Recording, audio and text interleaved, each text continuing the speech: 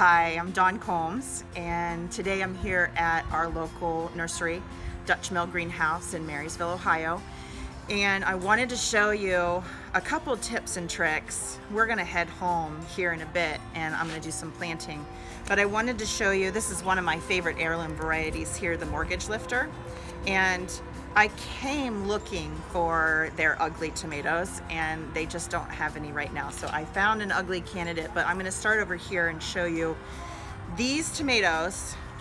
If I get right up in here, you can see all of these hairs. Those are all gonna be places and along here where I can root this tomato. This is a really nice tomato. It's robust, it's got a nice thick stem. These have all grown really healthy, and it's mid-June. A lot of people like to put their tomatoes in before this, and it's okay to wait this long. I would still buy this tomato and be really happy and still gonna get really good tomatoes off of that this year. But what people aren't too keen on buying and they're afraid to buy is something like this. So come over here, and this is an early girl. This has been growing for some time now. These were done in bigger pots, so these have been growing for a few months now. And at one point they looked like the mortgage lifter over there, but these were intended to be sold in the nursery here at a larger size. A lot of people want to buy their tomatoes almost ready to put on fruit because there's this great race as to who can get the tomato first, and everybody wants a tomato by July 4th. So these have been growing, and nobody's bought them. And a lot of times, once they get to this stage, people are too afraid to buy them because this looks like something that is weak, or how are you going to get your fruit off of this? Our tomatoes are indeterminate. This is an early girl. It is indeterminate. It's going to grow however it wants to. And so it's real common for it to go sideways like this, but we don't have to be afraid to take this home. This is going to be a really vigorous tomato, and I'm going to show you how to plant it and give it its best chance to start producing really quickly for you. So come on, and we're going to head home. Hi, I'm back home now. So I'm ready to plant that really ugly tomato that we saw at Dutch Mill Greenhouse. Here it is. This is an early girl, and boy, my parents had a seed shop in London, Ohio for a lot of my growing up years, and I really thought I would find uglier tomatoes at the nursery today because we always had really ugly tomatoes that had grown. I think when we open this up, we're going to see a lot of roots, which I also wanted to show you how root bound these get. But I just really wanted to impress upon you that it's the middle of June. It's not too late. Don't be afraid to go to your local nursery and pick up the plants and put them in the ground and get started. It's not too late to put seeds in the ground either. So if you have just decided you've gotten brave to try this garden thing, or if you've been crowded out of the ground because it's been raining or too cold where you are, don't be afraid to get started. I think Carson, the latest garden we ever started was the end of July, start of August, something like that. We had a great garden that year. We had zucchini and beans and onions and everything that we could possibly think of. There are some things that you can't take all the way through, obviously, like melons. They take so long, but you can certainly still go and get these plants. Right now, you're going to find at the nursery that these plants are overgrown and ugly like this, and they're laying over, and I'm just going to show you what you got to do there. So first, we're going to, when you take something out of a pot like this, you want to gently squeeze it. You never want to pull it out by the plant. That's a stress. It's kind of like pulling on your hair, lifting you up by your head. Not a good idea. So I loosen it up by squeezing all the soil, and then I'm going to just V my fingers here and support it around the stem and on the soil top, and I'm going to drop it over. All right, so we're not too root bound actually. This has been well taken care of, but what you'll see here in the root system that happens in a pot is the roots start to grow down the sides, and then when they reach the bottom, if they were in the soil, they'd keep going, but they're in a pot.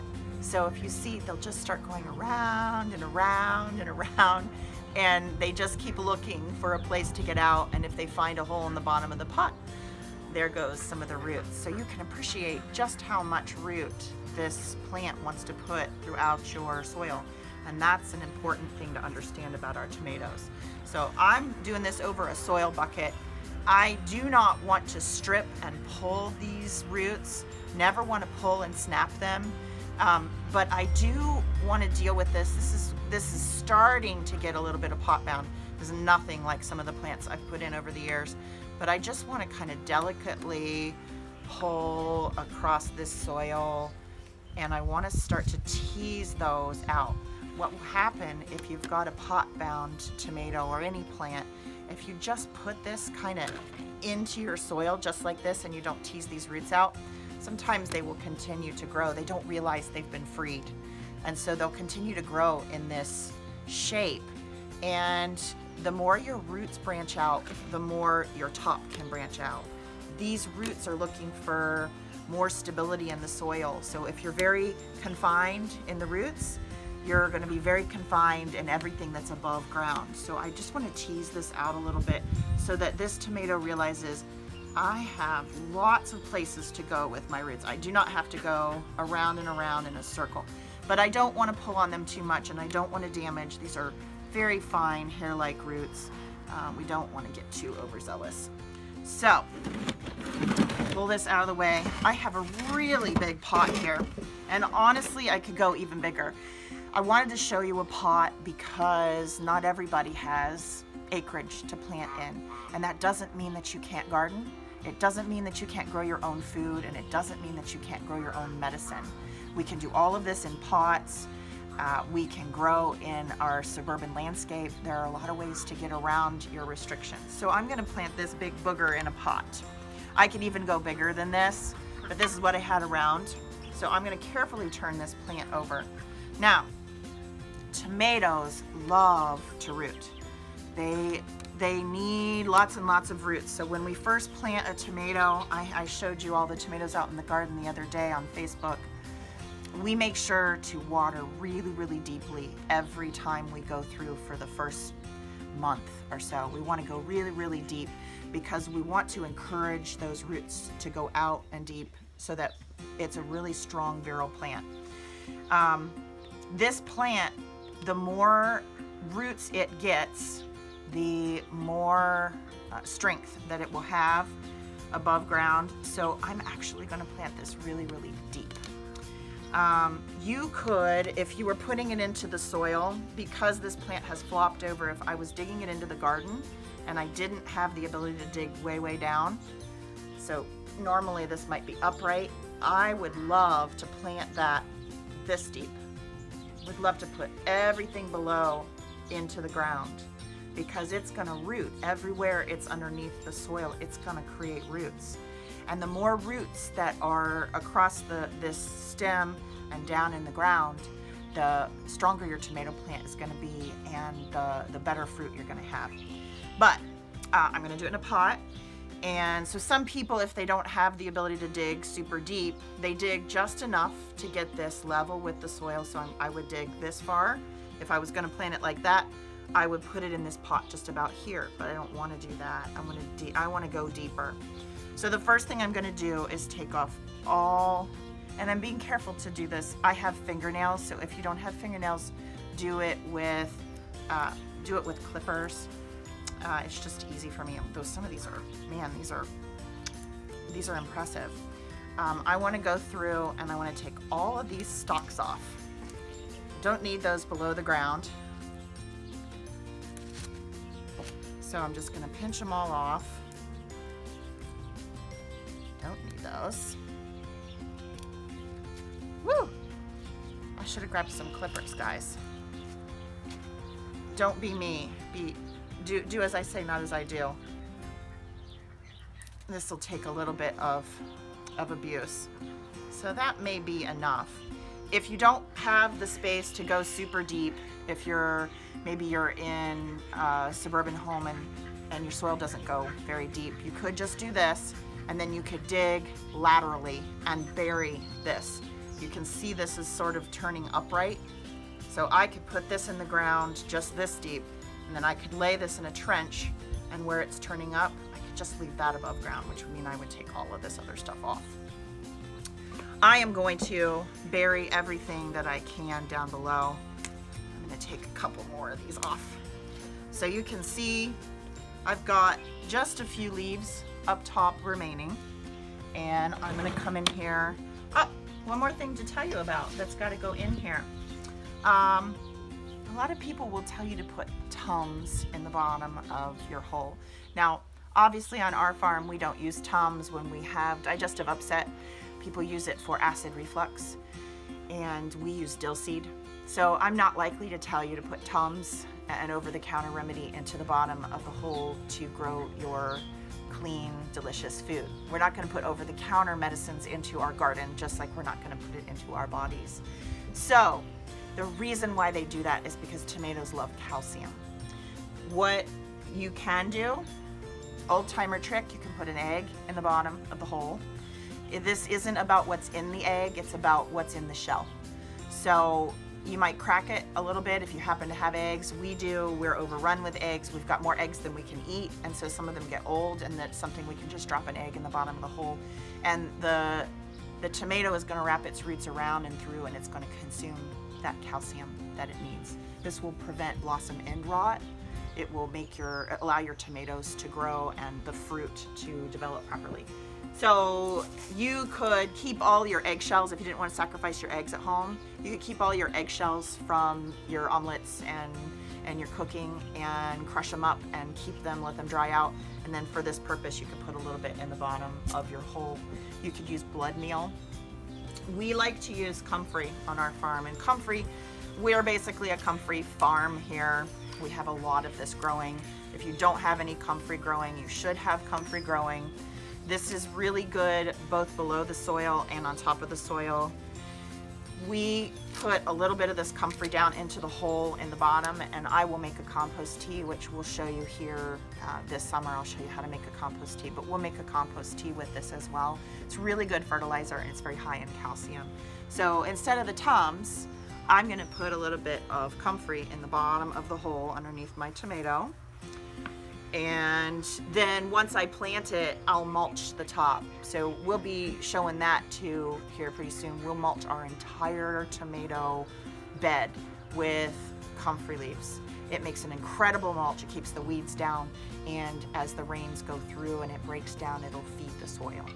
So I've got my tomato down in here, and I'm just gonna start filling it in. This tomato, like I said, is pretty super. Thank you. It's pretty big. I'm gonna get some help here from my camera assistant. I don't think that was so much more than what I was doing just on my own. If you want to dip it in there. There's a lot of, I was digging this out before I came to do this shot, and there are so many earthworms in this. So a little bit more, please. Dump it off.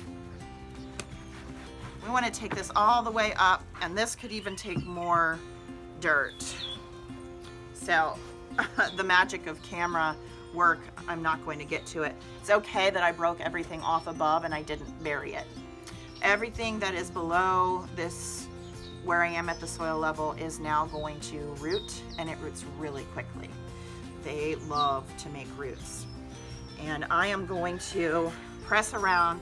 We want to be careful do not depress right around the stem. Go up as much as you can onto the stem with your soil, and then depress around in kind of like a moat. They don't like to be wet. They don't like our leaves to be wet. So when I come through and I water my tomatoes, I'm always going to take my wand or my watering can up underneath the leaves. I want to get right at the soil level. And if I create a moat around, the water won't sit against my stem or any leaves that may grow down there.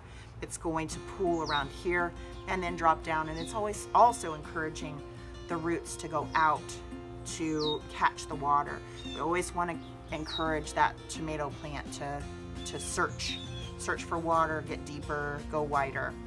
So we could go up higher. I could take this all the way to the brim and go even deeper.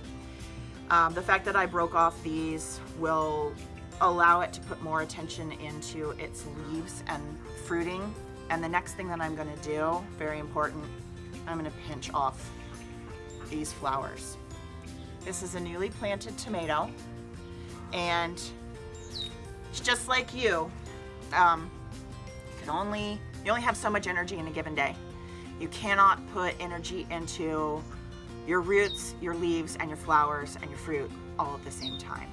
So when you newly plant your tomato, we want it to focus on roots. We don't care whether it has fruits or flowers right away, because if we get rooted, this is foundational. This is why gardening is so wonderful. This is a foundational truth. If you put all of your attention and time and energy into strong roots, you can withstand just about anything. And the fruit that you bear is so much stronger and so much sweeter. So we're going to force this tomato, instead of getting out that tomato, getting there before July 4th, we're going to force this tomato to put all of its attention into rooting so that I can have tomatoes all the way through. Usually we're picking tomatoes, we're covering tomatoes in the first frost. We're still bringing in green tomatoes, and we're talking October, we're still getting tomatoes. So you want strong, healthy plants to give you strong, healthy fruit. And that's about all that I have to say. I'm going to come along and I'm going to keep the soil moist. We use you can wood chip this, you can break it up, but we'll mulch it with this plant, and then I can't get it to break. I need to eat my Wheaties apparently. Some of you who aren't as old as me won't get that joke. So we're going to mulch it with the comfrey, and we'll add comfrey compost tea, and then we'll start working on other weeds, nettles. We'll start working through the farm and bringing out different nutrients that this plant needs, and allow it to be strong. You may want to trellis it, you may want to put a tomato cage on it, or just you might do a stick. There are so many different ways to trellis your tomatoes, and some of you may take off even more of these branches depending on how you want to trellis it. This is good enough for me for now. I'm a Midwestern tomato grower, and we throw a cage on it and let it get as bushy as I'll get out. So I hope you guys don't give up. If you haven't planted your garden, go for it.